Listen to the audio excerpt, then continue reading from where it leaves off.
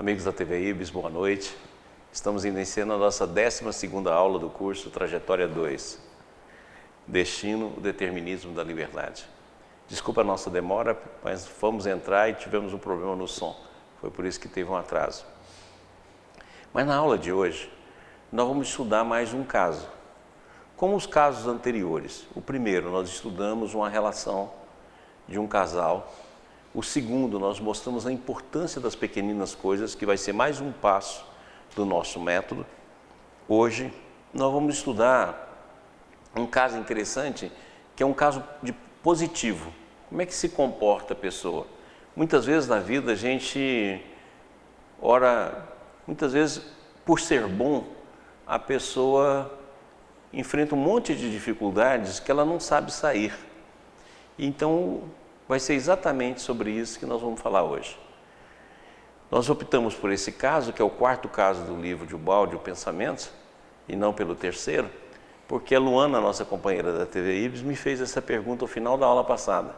Aí eu resolvi fazer um estudo para que pudesse respondê-la adequadamente, assim a gente estuda com todos. Então vamos lá, vamos iniciar. Lembrando sempre do nosso Congresso Rustem, no dia 7 e 8 de junho, lá em Uberlândia. Então está muito próximo, né? Voltando lá, o Rustem, por favor. Tem até um videozinho aí, não sei se está no ar, coloca aí no ar a chamada do Rustem. Dia 7 e 8 de junho acontece em Uberlândia o 15º Congresso Rustem, um evento espírita com o tema A Evolução da Vida no Universo. O evento é gratuito e contará com palestras como a evolução do princípio espiritual nos animais e a inteligência do amor. Informações e inscrição gratuita no site www.rustem.com.br. Aí nós temos o Pietro Ubaldi, também já falamos muito, né? 24º Congresso Nacional Pietro Ubaldi, Vitória, no dia 23 e 24 de agosto. Todo mundo lá. Próximo. O nosso primeiro encontro, a Dimensão Quântica da Vida, promoção da FIA em São Paulo, certo? Então está aqui Fritz Capra, Joey Dispenza, e vai ser um dia muito especial, né? Francisco de Biasi, no dia 3 de agosto. Divulguem e compareçam. Próximo. O Jorge Damas mandou para a gente o seminário que eles sempre fazem lá em Mendes. É um seminário maravilhoso, já tive algumas vezes lá com a Silvia. O 17º Seminário Pietro Ubaldi, Queda e Salvação, no dia 15 a 17 de novembro de 2019, lá em Mendes, no Rio de Janeiro, com Jorge Dama e oradores convidados, o Ferdinando, o Júlio Damasceno, a Márcia Nesi, o Pedro Martins, o filho do Jorginho, o Rogério, o Tadeu, o Vander e vários companheiros, né? Lá é muito legal. Quem puder ir, olha, é uma das coisas melhores, dos melhores congressos que a gente faz, os melhores encontros e seminários, é uma delícia lá. Beleza? E antes de iniciar nossa aula, vamos ver o nosso vídeo sobre a vida escreve. Foi preparado aí pelo pessoal da agência e da TV IBS. Vamos lá ver?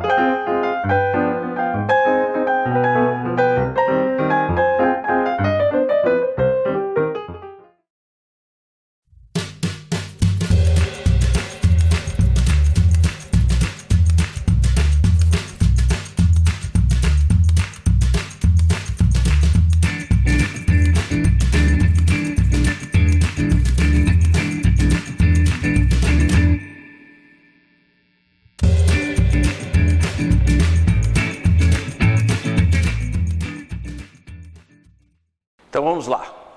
Nossa 13ª aula, estudo de caso 3. É o nosso caso 3 e o balde é o caso 4. Vamos lá?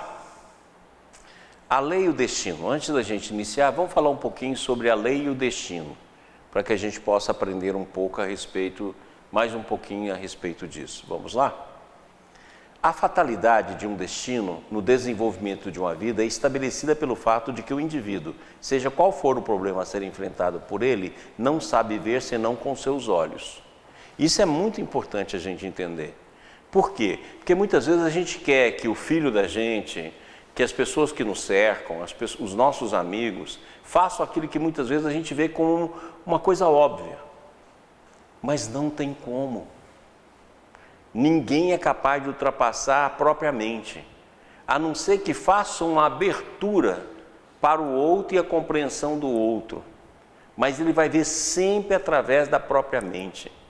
É por isso que mesmo que os entes queridos estejam errando, a gente está vendo que está errando, está vendo que está cometendo erro e muitas vezes a gente não tem como mudar. Por causa disso aqui, ó, a fatalidade de não saber ver a não ser com seus próprios olhos. Não pode obedecer senão aos seus impulsos e não sabe comportar-se senão seguindo a sua forma mental. É isso que acontece, mesmo quando tomando a direção errada, porque, contra a lei, o indivíduo é levado a se chocar de encontro à resistência dela, que não admite ser violado. Então, acaba chocando, porque ele só consegue ver a si mesmo. É como se fosse a lenda do Narciso. Os impulsos, a forma mental determina a visão dele.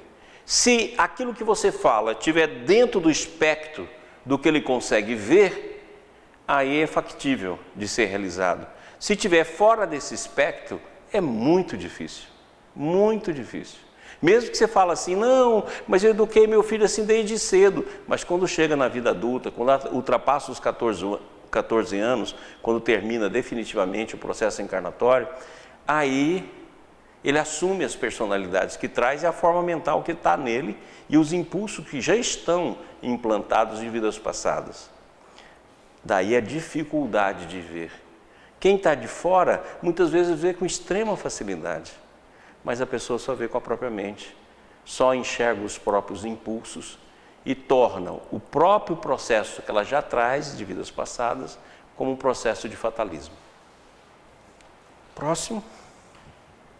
Isso é devido à forma mental, os impulsos e a visão própria. Então, conforme a casa mental, e nós já estudamos a casa mental aqui, tem 3 andares, então conforme a casa mental, tem um tipo de impulso, tem um tipo de forma e tem um tipo de visão. Então é a casa mental que determina isso. Logicamente que através do processo educativo, se você dá exemplos que reforçam aquilo que ele traz, ele vai aplicar isso de uma maneira mais ampla. Agora, se caso contrário, mesmo que sejam exemplos positivos e ele traz exemplos negativos, ele vai entrar em choque, mas vai fazer aquilo que está na forma mental dele. Por isso que o Balde fala, eu já repeti isso aqui algumas vezes, que é mais fácil destruir uma montanha com a dinamite do que uma personalidade mudar os seus conteúdos devido a isso. Porque a forma mental, os impulsos, determinam a maneira de ver. Então, é aquilo que ele já está construindo, as diferentes casas mentais, nos seus 3 andares, que ele está construindo, que vão gerar uma forma, um impulso e uma visão própria, que é dificílimo de mudar. Próximo. A maior revolução de nosso século é que a moral sai do campo religioso e da incerteza que a caracteriza para se tornar uma técnica racional da ética, na qual a formação do mal é diagnosticada, prevista e estudada, permitindo evitar suas consequências. Pessoal, todo o nosso esforço nesses 2 cursos, tanto do primeiro semestre como do segundo semestre, foi para isso aqui. Foi para que a gente aprendesse com o Balde uma questão de uma ética racional e, ao mesmo tempo, pudéssemos sair apenas do campo religioso, das incertezas, e olhasse para o mal que existe dentro de nós, fazendo um diagnóstico sincero, através do exame de consciência, e estudar a nossa trajetória. Todo o processo se deu e se está dando, finalizando agora, com esse objetivo. Estudar a nossa trajetória para que a gente diminua, de alguma forma, as dores da nossa própria existência atual e projete existências para o futuro com muito melhor condições de vida e de felicidade. Esse é o nosso objetivo. E o balde nos dá essa condição. É previsto e estudado, permitindo evitar suas consequências desde que as causas também sejam afastadas. Será descoberto então que em nosso mundo existe igualmente uma justiça verdadeira e completa, devido à presença da lei de Deus. Nós ainda não entendemos a lei de Deus, né? Porque Deus ainda para a gente é uma energia, Deus ainda para a gente é um símbolo, Deus ainda para a gente, essas coisas que a gente não entende, porque nós é algo muito além de todo o processo de compreensão. Mas a melhor imagem que a gente possa ter é aquela que Paulo dá, que nós vivemos nele. Ou seja, como alguém que está dentro do fundo do mar. E a água do mar é a lei divina. Não tem como nada acontecer sem que essa lei se movimente. E se a gente começar a entender que conforme os nossos impulsos a lei responde, sendo um sentido favorável ou contrário, nós então começaremos a ter uma nova visão da vida. Essa nova visão pode mudar totalmente a maneira com que nós venhamos a comportar. Então vamos ver aqui, ó, próximo. Nós vimos na aula passada que tudo começa por sementes. Então a técnica racional, inclusive o nosso método, tudo começa com sementes. Então, a partir da aula passada, nós agora temos uma missão: olhar as pequenas coisas na nossa vida.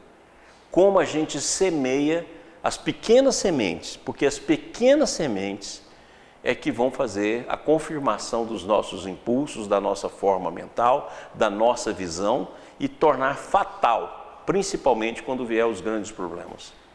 Agora nós somos observadores das pequenas sementes, porque se a gente conseguir colocar a visão nas pequenas sementes, a formação do mal é diagnosticada, prevista e estudada, como nós mostramos num exemplo tão banal aqui, que foi aquele defeito hidráulico na casa de um amigo.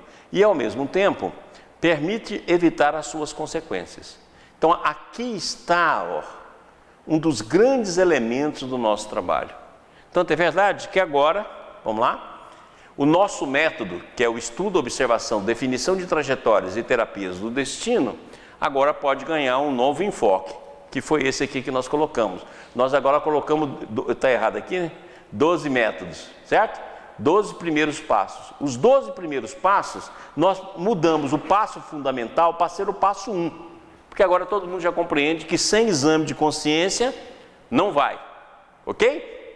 Então o passo 1 é o exame de consciência severo e sincero. O segundo passo é o arremesso. O terceiro é conhecer o tipo biológico. O quarto, o tipo de destino. O quinto, a liberdade de determinismo. O sexto, definir as qualidades venenosas. O sétimo, a dor e a lei dos opostos. O oitavo, a atração das forças afins. Nono passo, os reflexos coletivos. E eu coloquei ele aqui no décimo, ó. 10º passo, as sementes do destino. Então esse é mais um passo nosso que estava fora e que agora foi colocado aqui. Aí vem o 11º, que já existia, que era definir os ciclos da nossa vida atual e estudar o tipo de reencarnação, que foi todo o nosso curso do semestre passado. E o 12º é a luta entre o AS e S, porque com esse modelo você pode aplicar em qualquer processo da vida. Então agora nós temos 12 passos, certo? Os 12 passos que vai permitir a nossa mudança e a nossa compreensão da nossa trajetória e do nosso destino. Beleza? Aí o balde continua. Antigamente, a questão fundamental era crer. Problema que cada um resolvia a seu modo, podendo afirmar aquilo que quisesse, porquanto não existia nenhum controle positivo. Sempre foi assim, tanto é verdade que tem as mais esdrúxulas visões de vida, e muitas vezes se fala isso em nome da religião, em nome de vários outros processos, em nome de filosofias, e sem um controle. O que o balde nos dá? Uma maneira de controlar, de ver isso em nós, de fazer a trajetória de ver como é que ela muda, de ver os nossos quadrantes, de ver as nossas escolhas, de ver a importância das sementes. Quer dizer, ele te dá algo que você pode comprovar no laboratório da vida. E aí ele diz: esse fato explica a diferença entre as opiniões, cada uma se proclamando como a única verdade e condenando como erro as outras. O terreno religioso é um campo minado de exclusivismos e antagonismos.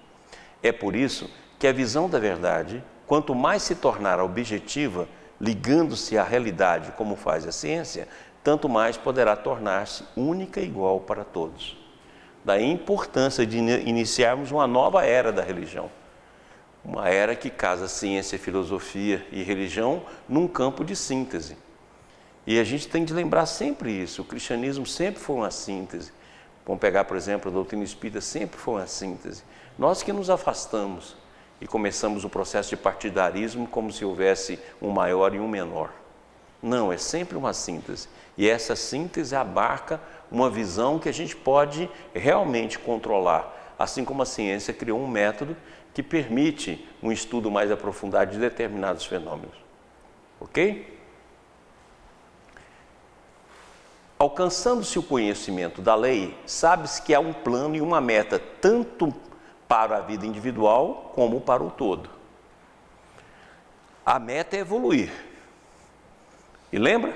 Se o nosso destino, Deus tem o quê? Ele que conduz o processo de evolução, o caminho, né? O processo de transformação e o ponto de chegada.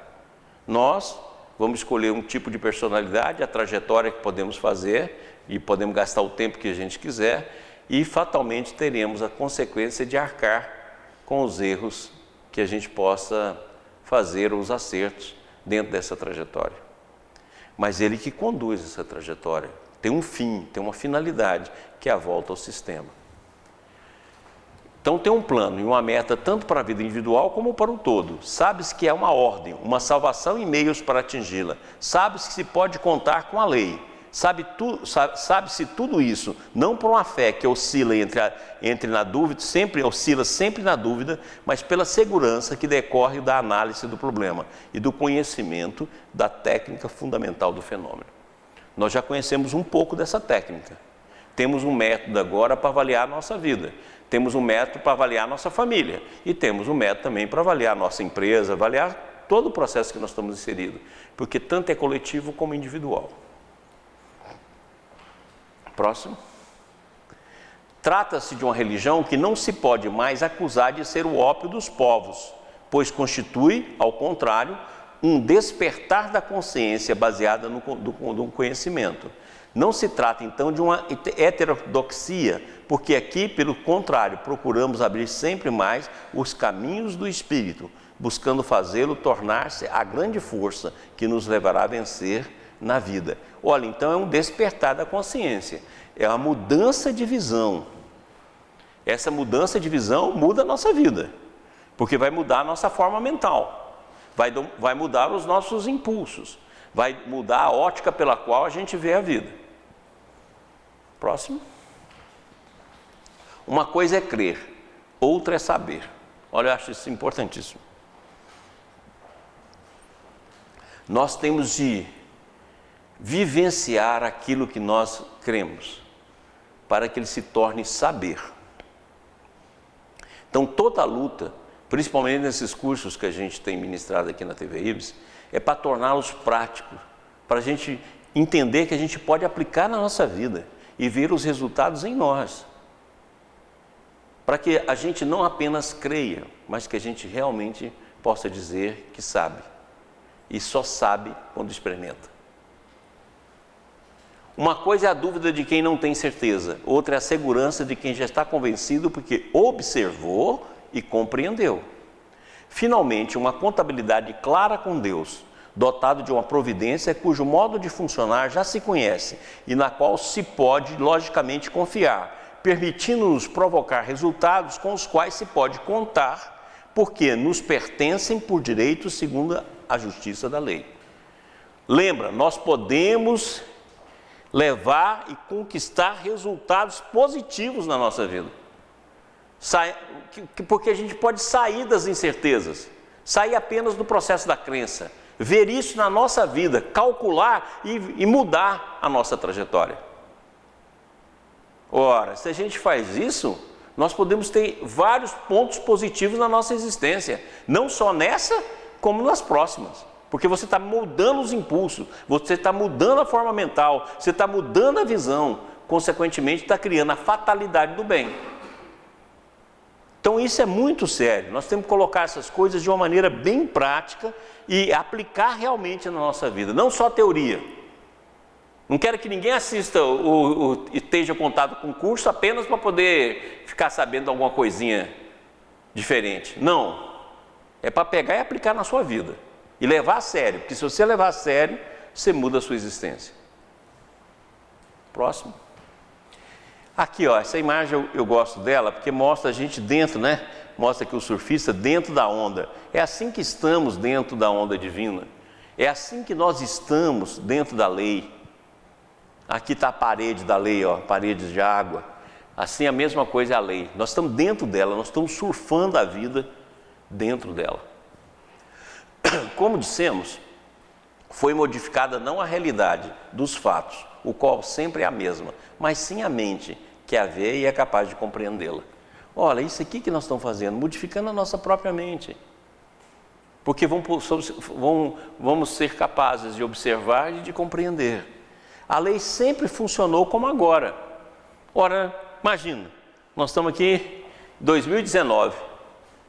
A lei funciona no universo há 13,5 bilhões de anos. Isso só para contar o universo visível. Já funciona na Terra há 4, mais ou menos 3 a 5 bilhões de anos. E nós estamos nos primeiros movimentos de compreensão dessa lei. Mas ela sempre funcionou e sempre agiu. A lei sempre funcionou como agora, a vemos. Porém, não se tinha consciência deste seu funcionamento. Sempre estivemos todos imersos na ordem universal, mas nunca analisamos para nos tornarmos conscientes de sua estrutura e sabermos nos mover nela. Agora a gente tem os princípios. Agora a gente tem os momentos e as condições necessárias, os elementos para que a gente possa transformá-lo numa ferramenta e observar o fenômeno da vida. Beleza? O que mais impressionará o homem novo será descobrir esta presença universal de um pensamento diretivo, tocando com as mãos esta realidade, até chegar ao diálogo e obter resposta. Até chegar ao diálogo. Lembra? Lembra lá do curso da prece? A mente silenciosa? Então, nós vamos estudando, vamos evoluindo, vamos transformando a nossa consciência até que nós vamos chegar num diálogo. E esse diálogo, como nós vimos lá na mente silenciosa, nós vamos ter uma resposta. Por enquanto, é silêncio. Por enquanto é estudo, por enquanto é análise, por enquanto é observação.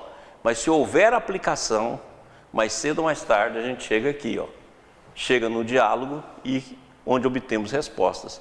Para adquirir, enfim, consciência do que não está, como pode parecer, perdido em um universo indiferente a ele, mas que é cidadão dele, estamos fundidos ao funcionamento e funcionando em sua organicidade. Ou seja, o universo inteiro é um estado orgânico. Por isso que o Bubaldi chamou de sistema. E chamou o estado não orgânico de antissistema, que é esse caos que nós criamos pelos nossos próprios comportamentos. Então agora vamos ao estudo de casos. Então esse caso aqui é muito interessante. Ele é um caso também simples, como a maioria dos casos que o Bubaldi escreve. Ele não é complexo e ele é muito interessante. Então vamos prestar atenção nas nuances dele. Vamos lá. Trata-se de um jovem de cerca de 35 anos, que vivia só com a mãe idosa, a quem era muito afeiçoado. Era trabalhador, fiel e honesto, mas não sabia ser egoísta, no sentido de pensar somente em si. Não se pode considerá-lo um fraco, apenas porque em sua generosidade corria primeiramente a favor dos outros, antes de cuidar de si mesmo. Então olha só, nós estamos estudando um caso de uma pessoa realmente positiva.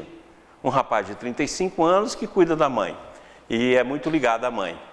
E olha só o que ele é. Ele é trabalhador, ele é fiel, ele é honesto e olha a coisa aqui que o Baldi fala, não sabia ser egoísta. Ou seja, ele já está num caminho superior, né? Ele está saindo do tipo 1, 2 e indo para o 3. Ele não sabia mais ser egoísta, ou seja, estava sempre devotado ao outro e sempre se colocando em função do outro. Então vamos ver isso aqui, vamos lá.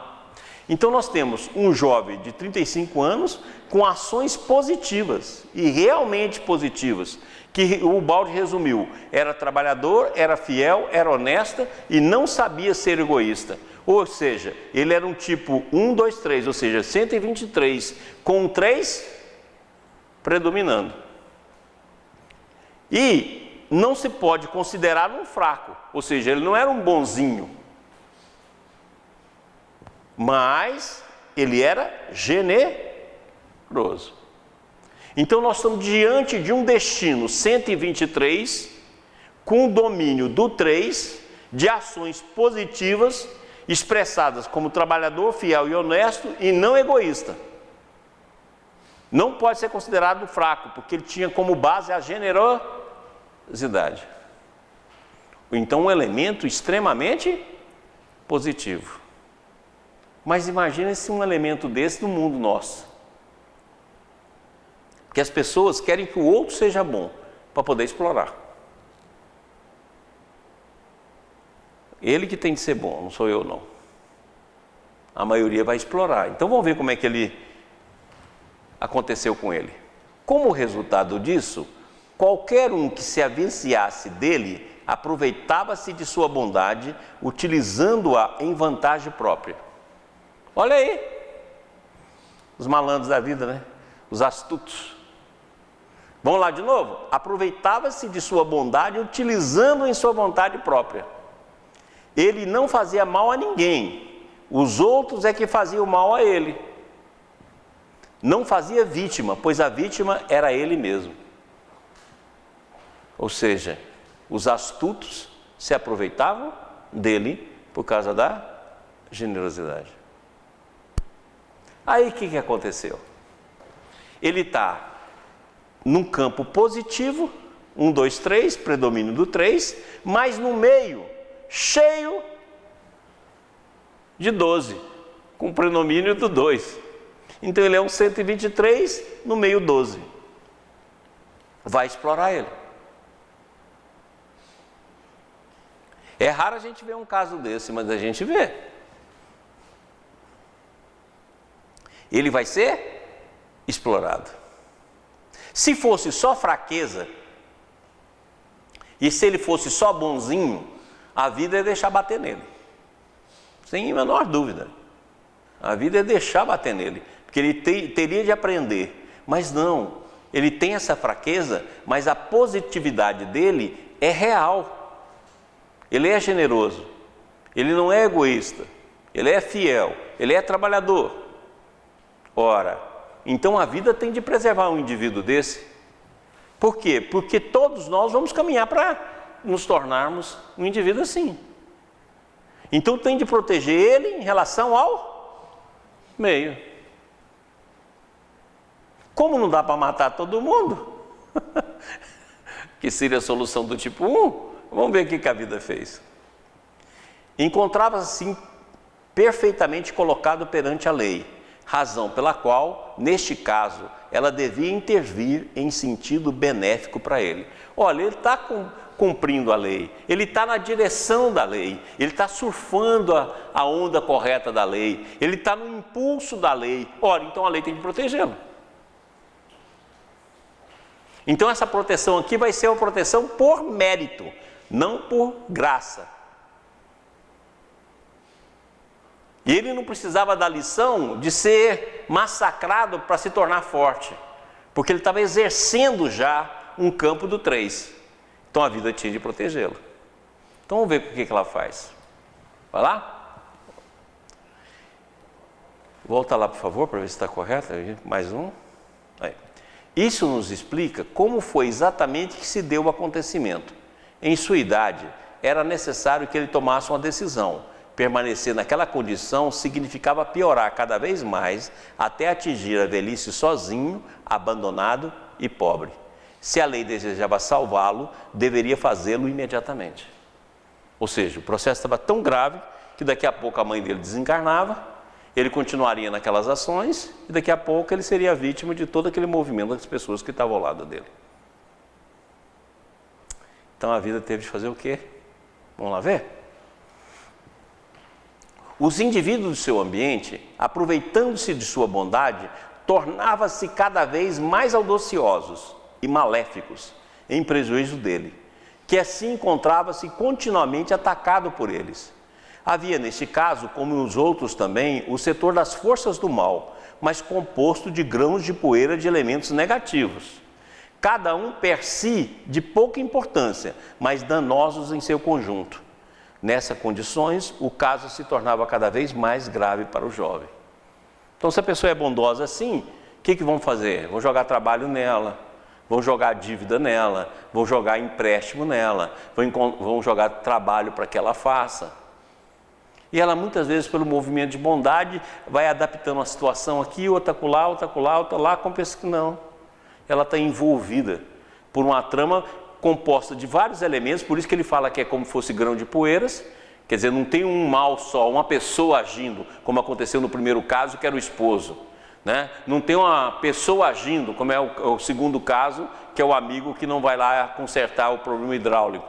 Aqui não, são várias pessoas que agem com pequenas sementes e que vai sobrecarregando ele. Até que chega um ponto que está intolerável. Se ele continuar daquela maneira, o exercício que ele está fazendo e o movimento que ele está fazendo de bondade vai se perder. Muito bem. Então vamos ver. Então ele estava aqui, voltado para o coração, para a generosidade, mas ele não tinha uma astúcia suficiente, uma razão suficiente para se sustentar devido à positividade e aprendizagem que ele ainda estava realizando. Então, o que a vida faz? Observemos agora como funciona a lei. Ela resolveu o problema no sentido completamente positivo, benéfico para o jovem, salvando cada coisa e satisfazendo-se de um golpe todas as exigências, de forma adequada e em perfeita ligação com a natureza do caso. Aquele indivíduo carecia de uma defesa que o protegesse na luta pela vida. Este era o ponto a ser defendido e a lei demonstrou conhecê-lo. Ou seja, a lei foi arrumar uma solução complementar que pudesse cortar o mal pela raiz. Vamos ver o que aconteceu? Quando moço, ele ficou noivo de uma moça conterrânea, parente sua, mas depois as coisas, por circunstâncias várias, parou, como se quisesse ficar guardado para este momento. Quando o noivado se reavivou e se concluiu, então eles se casaram. Olha aí, para salvar o cara foi atrás de uma esposa. Olha, mas essa esposa tinha de ser positiva e complementar a ele. Não podia ser do mesmo modelo, porque senão o problema ia por água abaixo. Ela teria de ser positiva, mas positiva também com o campo da razão, da atividade e da prática, para defender ele.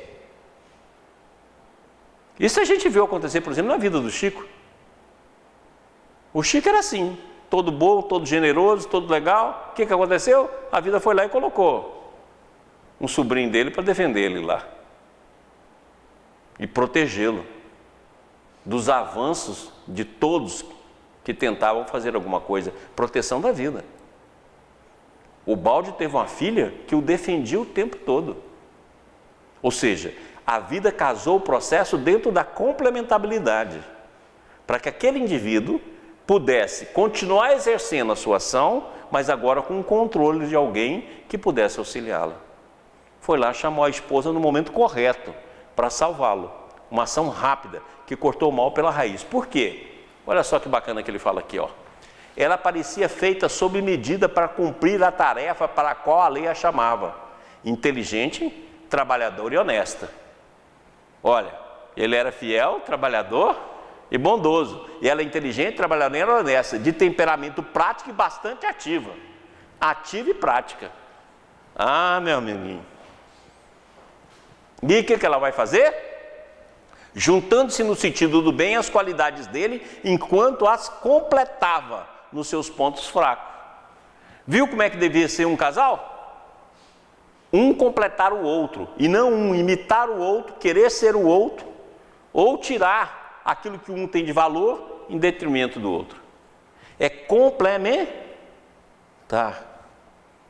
Aí surgiu uma mulher forte do lado dele. Vamos lá ver? Quando nós estudamos as leis da vida, lembra que nós estudamos aqui no nosso curso? Nós vimos que a lei da vida começa lá na força, na astúcia, na causa e efeito, retidão, sincronicidade, complementabilidade, interconexidade, equivalência e ordem. Então aqui nós estamos aprendendo um novo modelo. A vida pega quem está aqui na retidão, se ele está na retidão e fosse um fraco, a vida ia jogar ele aqui na causa e efeito e entregar ele aos astutos, para que ele aprendesse. Mas como ele estava numa retidão de força positiva, a vida vai jogar ele aqui na complementabilidade. Então a vida foi lá e pegou a complementabilidade e resolveu o problema dele. Trouxe uma esposa que era complementar em virtudes e em comportamento a ele. Então a gente tem de entender que é assim que a vida resolve. Se ele fosse mais elevado, seria interconexidade. Ou seja, a própria existência defenderia ele, como aconteceu no caso do balde, por exemplo. A existência, sem ter ninguém, vai lá e defende ele. Ou seja, isso aqui também agora transforma-se para a gente numa maneira de a gente ver soluções. Se ele fosse um fraco, a vida ia jogar ele aqui para baixo, para ele poder aprender. Ia bater nele. Agora, como ele era realmente positivo, a vida vai usar aqui a sincronicidade e a complementariedade para poder resolver o problema dele. Andando? Assim, os dois elementos foram unidos por uma perfeita complementação, convergente em cada ponto no sentido positivo. Ora, aquilo que faltava a ele, ok? Ela veio complementar. A vida usou a solução da própria lei existente, que é a lei de complementabilidade, para resolver o problema dele. Que ele poderia continuar exercendo essa ação, mas agora com o controle e com a proteção dela. Porque ela era ativa e prática, coisa que ele não tinha. Próximo. Dissemos que o elemento negativo não tinha tomado um corpo definido em um só indivíduo, mas se encontrava em estado indefinido, dispersos em vários elementos mínimos, separados, condição que facilitou sua liquidação. Eles, de fato, farejando um novo ambiente, desapareceram por si mesmo, pouco a pouco. Assim o procedimento foi automaticamente levado avante em pequenas doses, o que tornou desnecessária a providência explícita por parte da lei. Na hora que eles viram que mudou o panorama, que agora tinha uma mulher lá que trabalhava, era ativa, era prática e defendia ele, saíram em retirada. Como eram elementos dispersos, não precisou de uma ação direta da lei. Entendeu aí, gente? Olha como é que o mecanismo da lei difere caso por caso, momento por momento, estágio por estágio. Você vê lá que no primeiro caso que nós estudamos aqui do casal, aconteceu um acidente, o carro estragou, para que tudo pudesse se concluir. No segundo caso, aconteceu uma situação da vida banal, para poder definir o processo que aconteceria dali em diante. Aqui não, buscou-se positividade com positividade para protegê-lo de todos aqueles que o cercavam. Mudou o panorama, mudou o ambiente, eles foram embora. Permaneceu visível em campo a vitória do bem. Sob a nova direção entregue à mulher, organizou-se a nova família. Aí, a mulher chegou para arrumar o processo. Ela juntou seu salário ao do marido com cuidadosa economia e ambos conseguiram comprar uma casinha, elevando seu nível social. Tudo mudou do mal para o bem. A lei havia conseguido, com uma pequena combinação de elementos pré-existentes, salvar uma posição que ameaçava atingir um final desastroso. Ou seja, não só organizou uma família, como organizou uma casa. Quer dizer, o recurso que ele tinha juntou com o dela e a mulher foi lá e ajudou, houve a compra de uma casa, houve a formação de uma família. Ou seja, pela lei de complementaridade. Olha a sua vida se está acontecendo isso. Porque você pode olhar que a maioria dos casais eles são opositores. É lei de oposição. Geralmente são um casal 12 brigando com outro 12. E fica o tempo todo em oposição. Ora, mas o ideal é a complementabilidade. Que um tem uma virtude que a outra não possui. Tem valores, né? Não virtude. O outro tem valor que o outro não tem. Se esse processo casar, crescem os dois diante da vida. Esse que é o verdadeiro casamento. É uma troca de complementabilidade. Entendeu? Vamos lá. Agora vem a pergunta. Por que a lei quis salvar a situação com esse movimento? Ora, o que ele tinha que a lei queria salvá-lo? E por que a lei queria salvá-lo? Vamos ver o que o Baldi explica. A primeira razão que levou a lei a operar esse salvamento foi o mérito do indivíduo. Olha aqui o mérito. Então a lei de complementabilidade atua no mérito. Se ele tivesse merecido o contrário, ela teria feito o oposto. Nesse caso, então, vemos a aplicação do princípio do mérito. É verdade que aquele indivíduo era fraco e devia ser corrigido nesse ponto. Aqui, ó, o nosso calcanhar de Aquiles. Mas a sua fraqueza era só em favor dos outros, por excesso de bondade e altruísmo. Este seu defeito, então, continha o germe de uma grande virtude, muito pouco comum, mas cuja aquisição será indispensável a todos no futuro, estado de coletividade orgânica do qual a humanidade está sempre mais se avizinhando. Olha, então ele já estava aqui como modelo de um novo mundo, praticando virtudes que a maioria não pratica. Ele tinha um ponto fraco, mas não era o fraco bonzinho, não era o fraco que fazia as coisas para comer da opinião alheia. Era o bom verdadeiro, mas fraco diante do meio. Então a vida veio salvá-lo nesse ponto, certo? Por quê? O que a vida quer? Quer esses modelos para o futuro, para o estado orgânico vai ser todo assim, que é a nossa terra de regeneração. Próximo. Então aqui eu coloquei uma imagem para mostrar a diferença entre o bom e a boazinha.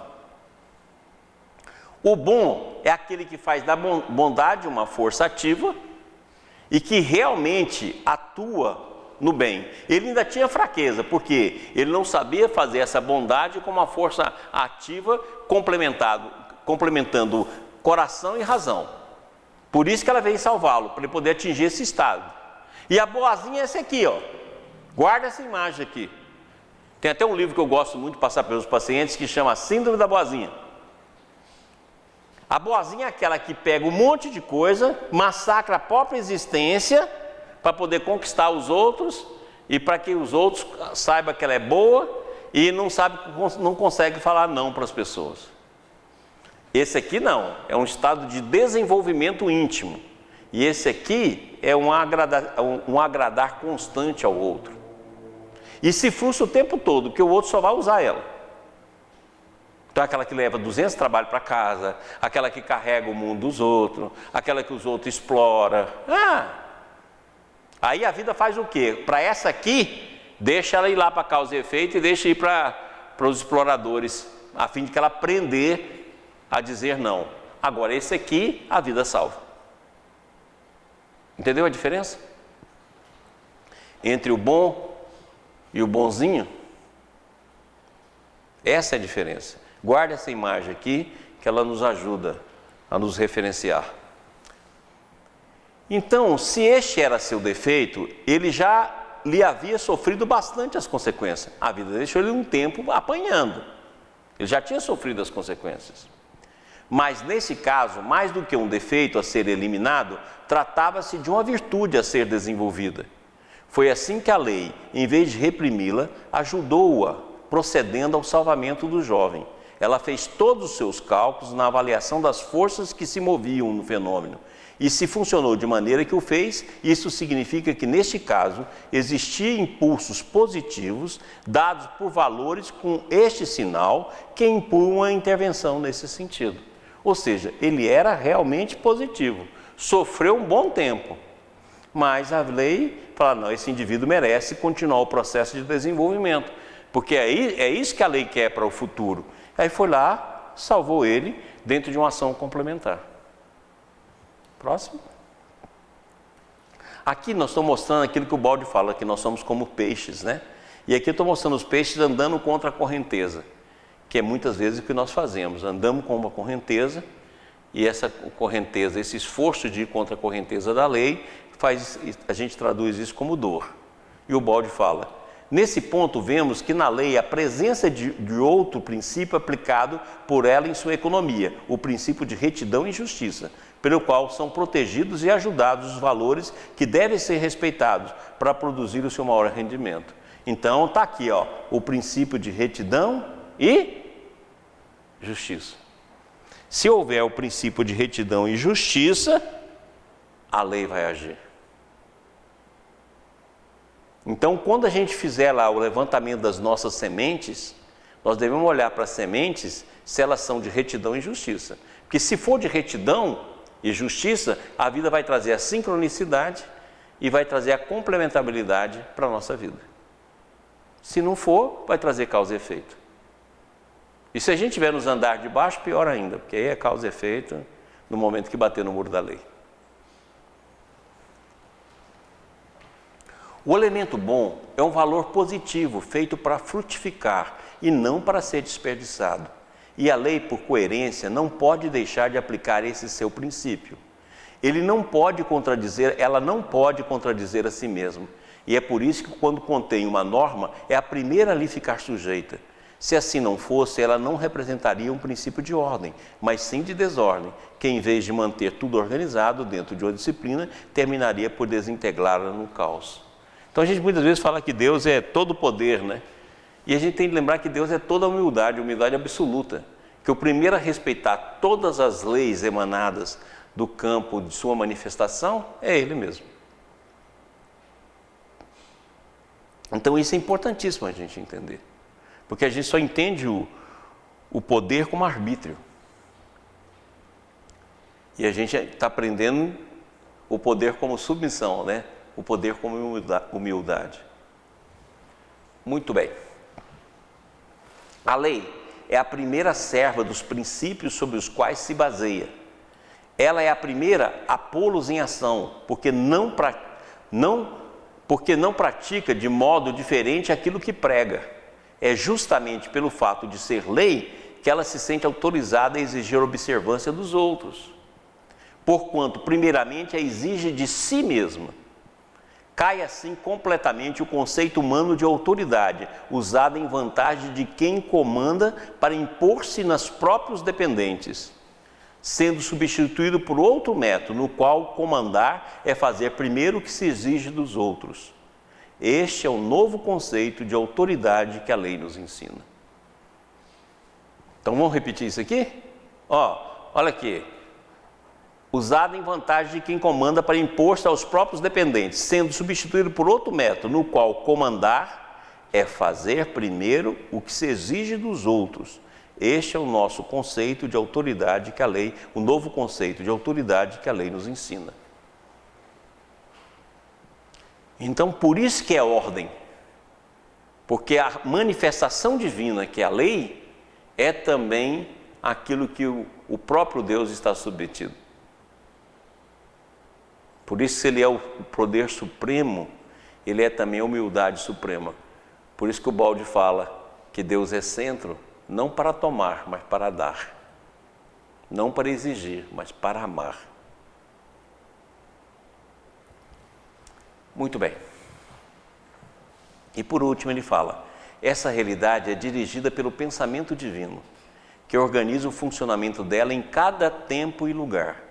Trata-se, portanto, não de um produto dessa ou daquela mente humana, mas sim de uma verdade objetivamente verdadeira e universal, porque está escrito nos fatos nos quais ela pode ser lida. É verdade do qual o homem novo tem necessidade e que ele está procurando desesperadamente. O vácuo espiritual no qual ele está sendo lançado pelo desmoronamento do velho mundo é um abismo que faz medo.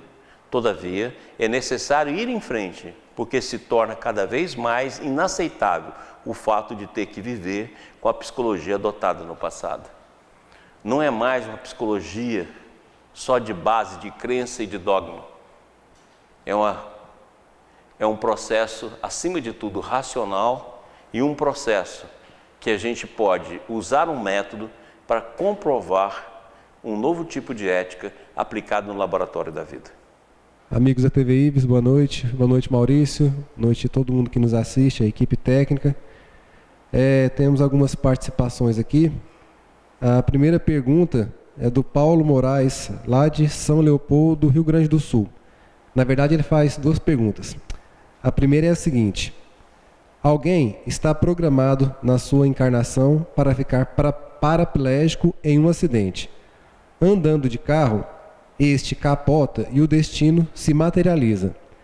Quais as forças extrafísicas que, de maneira precisa, fazem com que a pessoa, durante o capotamento do carro, sofra exatamente o programado, não sofrendo algo pior?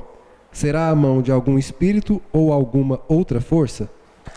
Olha, a força é aquela que eu mostrei na aula que nós falamos sobre os grandes problemas coletivos, os grandes karmas coletivos. É a força magnética. É a força magnética que já está no indivíduo. É o produto de todas as ações dele e que está dentro do limite. E quem equilibra essa força é a lei.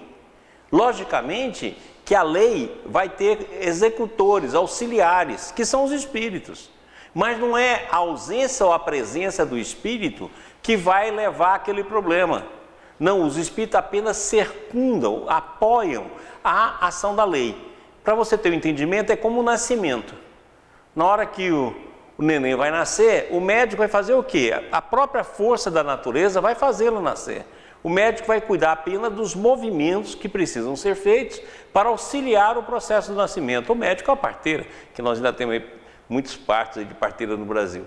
Então, consequentemente, você vai ser auxiliar de um processo que já existe e que está presente no ser. Então, logicamente que todo o processo é magnético. Por isso que nós já trouxemos aqui várias vezes, não só André Luiz, mas Emmanuel falando que o magnetismo é tudo.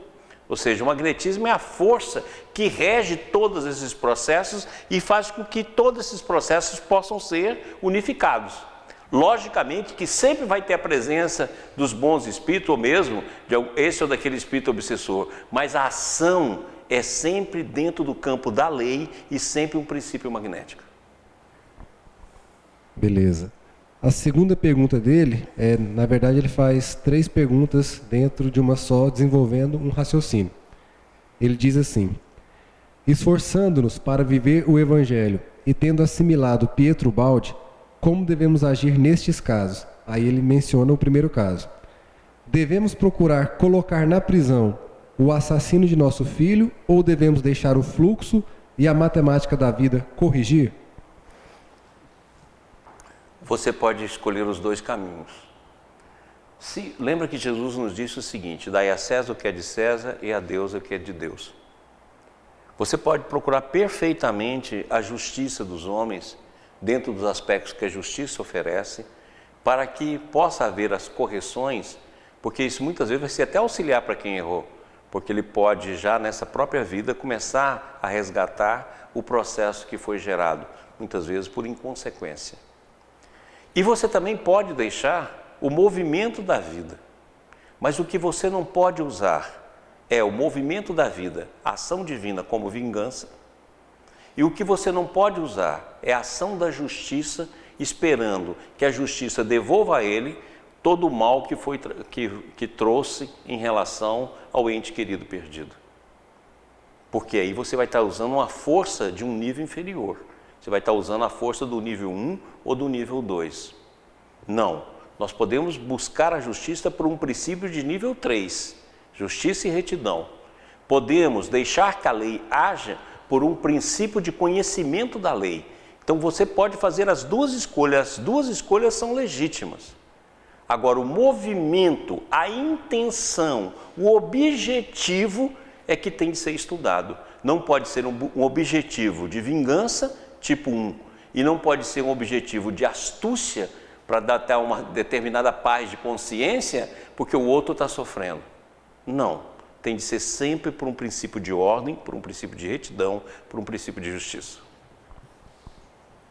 Acho que as outras duas perguntas são bem semelhantes. Eu vou mencionar aqui, só se você quiser complementar, mas eu acredito que a resposta já tenha sido dada, né? A outra situação, ele diz assim: um sócio nos rouba, devemos processá-lo ou mostrar a outra face? Não, na astúcia não tem outra face, não. Não confunda o ensinamento do Cristo, né? Não confunda. Quer dizer, na astúcia você tem de cerrar a astúcia. Então você vai usar o que é de Deus, dar a César o que é de César e a Deus o que é de Deus. Não esqueça daquilo que Jesus fala. Não vamos jogar as pérolas aos porcos. Ele diz isso muito bem, mostra isso de uma maneira bem clara. Não, se cometeu injustiça, cometeu abusos, te compete buscar a justiça, sem dúvida nenhuma. Agora, sempre preservando a intenção. Não busca a justiça para massacrar, para vingar. Busca a justiça por questão de retidão e de direito. Não tem a menor dúvida, vai precisar fazê-lo. E a última parecida, só para mencionar aqui, porque ele menciona o balde concluindo, ele diz assim: ou seja, devemos nos esforçar para viver a justiça do Evangelho ou buscar a justiça dos homens, o que o balde faria? Eu não tenho a menor dúvida que o balde faria o que deveria fazer, que é buscar a justiça de Deus e a justiça dos homens como elemento complementar de uma ação fora, sem dúvida nenhuma, altamente justa. Se ela é justa, a própria lei vai ajudar a buscar essa ação. Não pense que a lei é a seguinte: deixa tudo acontecer porque Deus vai resolver. Mas se você não age, o problema da vida é para você agir. Todas as situações, problemas da existência é para que a gente haja, para que a gente aprenda, para que a gente saiba fazer. Então a pergunta que a gente tem que fazer é assim: como um homem de nível 3 usaria a justiça terrena? Nós vamos ter de aprender a usar isso. A justiça terrena é altamente necessária, principalmente no nosso mundo. Então você vai ter de aprender a usá-la. E não simplesmente deixar para lá. Você pode, diante de uma situação que você reconhece, como muitas vezes uma situação que a gente viu nasquelas cartas dos jovens do Chico Xavier, por exemplo, que ele mesmo fala: mãe, ele não teve culpa não, mãe, não foi culpa dele não. Quer dizer, isentando aquele próprio agressor, foi um acidente. Aí sim, você muitas vezes vai nem tomar posição, porque você vê que foi um acidente, que foi muitas vezes um processo que a própria lei montou para fazer isso, a fim de que possa agir. Mas se houve um prejuízo, e esse prejuízo vai continuar, porque quem dá, por exemplo, um golpe em alguém, ou quem muitas vezes de maneira imprudente ameaçou a vida do outro, você muitas vezes, a justiça divina vai usar a justiça humana para levar o elemento a uma reflexão e a um limite. Muitas vezes vai bater no muro da lei. Correto. Agora temos uma pergunta da Renata. Ela diz assim: Dr. Maurício, Pestalozzi e o professor Denizar defendiam a educação dos sentimentos, do caráter, do coração. Enfim, a educação moral a partir do nascimento da criança. Mas tanto pais quanto professores não possuem ainda capacidade para essa verdadeira educação. O que o senhor me diz sobre isso? Até quando essa massa de indivíduos sem princípios, sem freios e com instintos soltos serão entregues à sociedade? Olha, a gente tem que lembrar que esses mesmos princípios estão na nossa alma. Não vamos olhar só o outro lá, não. Porque o conteúdo do um, o conteúdo do dois está aqui. Não está lá só, não. Então, logicamente, que a educação adequada é a educação de valores. Mas sem perder de vista também toda a educação no campo do conhecimento e toda a educação no campo da tecnologia, da criatividade. Isso é essencial também. Quer dizer, o mundo está avançando nesse processo. Mas lembra aquilo que nós falamos na aula de hoje. Muitas vezes você pode ensinar com valores até cansar, mas o indivíduo vai ver apenas com a própria mente. Então você não adianta você apenas ensinar valores, dar uma cartilha de moral, ensinar a moral cristã, se você não trabalhar com ele o nível mental onde ele se situa. É importantíssimo você trabalhar com ele no nível mental que ele se situa.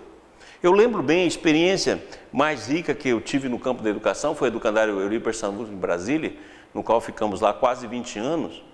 E a experiência que a gente teve, inclusive com crianças dificílimas, foi exatamente essa. Trazer para a compreensão da lei. Pra você ter ideia, o livro Pensamento, eu dava da primeira série até a oitava, que na época não tinha a nona. Então até a oitava, todo mundo estudava esse livro de Ubaldi. Todo mundo, eu explicava para cada um a maneira que a lei agia. E pegava os exemplos da vida deles para trazer e discutir. Olha aqui o que aconteceu. Pegava exemplo de jornal, pegava exemplo de amigos deles, estudava tudo isso aí. Então lembra que não basta apenas dar uma lista de virtudes ou de valores. É fundamental ensinar pelo exemplo, mas fundamental transformar o nível de visão, transformar o impulso, transformar a forma mental do indivíduo. E não simplesmente dar uma cartilha de valores para ele achando que isso vai mudar. Não muda. Pode colocar e ensinar que não muda. Você tem de criar um novo nível de consciência e uma nova forma mental, a partir do que o indivíduo é. Se ele é 1, você vai levar ele para 2, e você vai ficar feliz dele ir para o 2.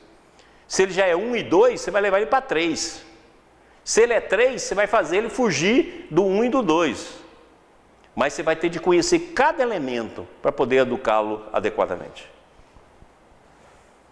A pergunta agora é da Jane Mara. Ela diz a respeito do caso que foi explicado hoje, né? Entendi a complementaridade no caso apresentado.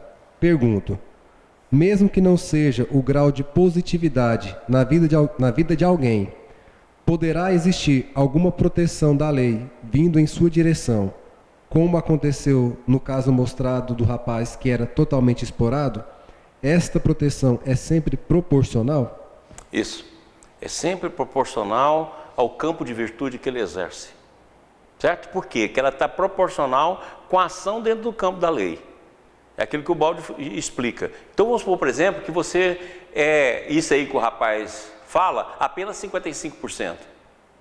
Então os outros 45% vai acontecer primeiro, que o Ubaldi fala que o nosso mundo, o ambiente é mau, então as forças do mal ocorrem primeiro, e depois vai vir a força 55% de bondade. Então ocorre o mesmo fenômeno. O que vai modificar é a quantidade, vamos dizer entre aspas, dos efeitos das forças, sejam elas negativas ou positivas.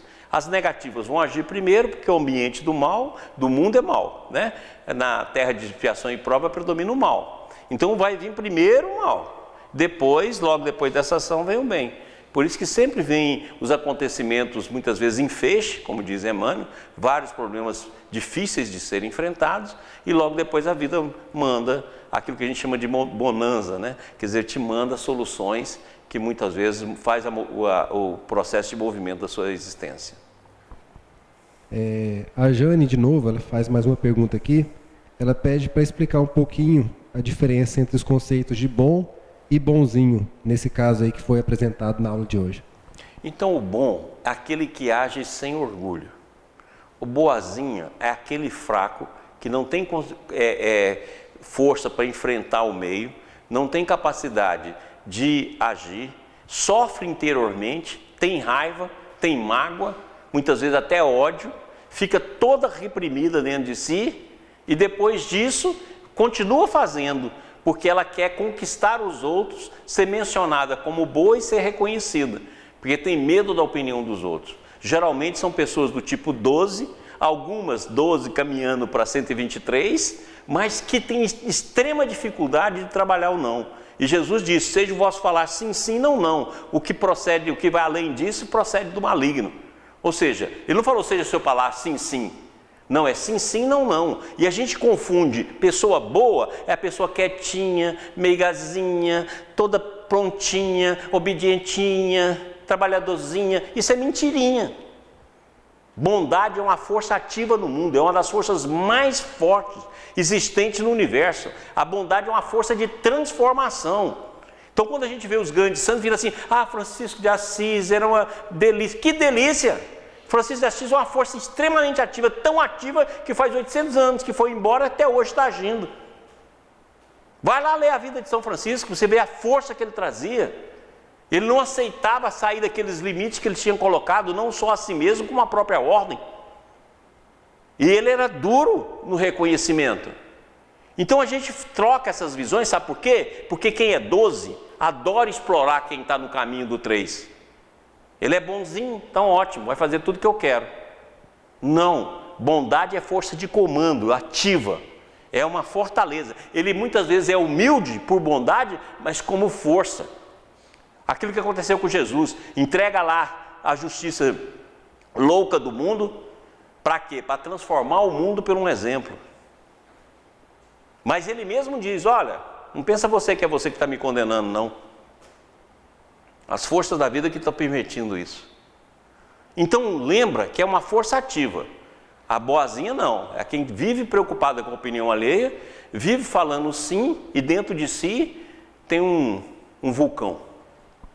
Aí a vida vai ter de bater nela para ela poder aprender que não é assim que se faz. Tem de usar o sim e o não. Aí quando ela aprender, aí ela pode exercer a parte generosa dela com muito mais propriedade. A próxima pergunta agora é do Antônio Pedro Rego Rodrigues. Professor Maurício, o senhor pode falar sobre o significado do despertar da consciência? Nós vivemos para despertar a consciência nossa. Quando você está no plano espiritual, os mentores fazem um estudo do campo mental, dos seus impulsos, da sua visão, e fazem um preparo anterior, para que você, vamos supor que você tem uma consciência X, você possa viver essa vida e sair com ela com X mais 6, X mais 5, X mais 10. Toda experiência encarnada é para que a gente saia com o melhor nível de consciência, consequentemente com maior nível de compreensão. Então esse é o esforço da vida, conscientizar, nos tornar conscientes